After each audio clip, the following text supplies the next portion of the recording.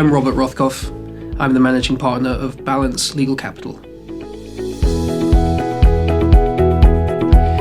At Balance, we predict litigation outcomes and invest capital if we expect a case to win. Now, as anybody who's been involved in litigation will know, that's rarely an easy prediction to make.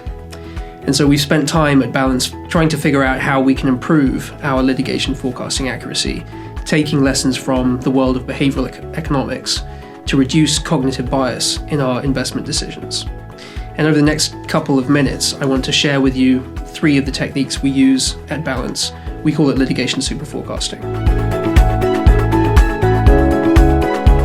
The first habit that we have adopted is to ditch phrases like strong prospects or good chance, the kind of phrases you see in legal advice pretty often, and instead we put a number on it. And this is because our own research has shown that these phrases have different meanings to different people. One lawyer might use the phrase good chance to mean a 45% likelihood. Another person reading that advice might hear it as 60%. So when we're communicating our confidence about a case amongst the team and with other people, we use percentage numbers to reduce miscommunication. The second technique is called harnessing the anchoring effect. Now, the anchoring effect is the cognitive bias that we're all susceptible to, whereby our estimates and our feelings about something are heavily skewed by the first piece of data that we receive or the loudest voice in the room. And so in litigation forecasting, that often means you've got to step back and not become seduced by the large claim values or the drama of the story or anybody else's views on the case until you have read for yourself the evidence and the facts. And it also means considering the base rate.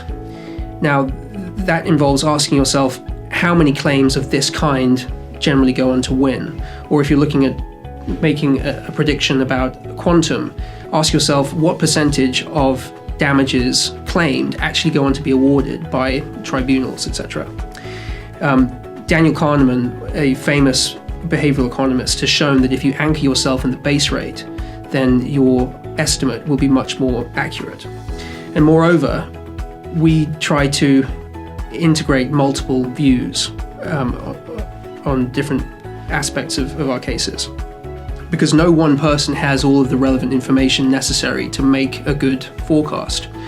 So at Balance, we capture and combine the individual judgments of our team of experienced litigators and take external inputs as required.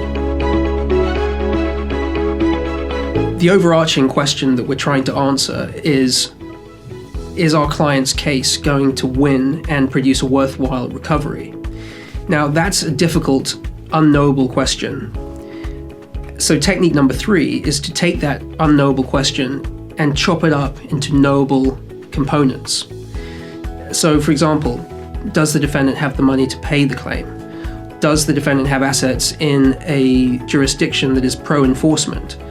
Did the breach that we're all focused on really cause the damage being claimed? Do we have the right legal team in place? The more you can break down the analysis into smaller and smaller components before jumping to your answer, the more accurate your litigation forecast will be.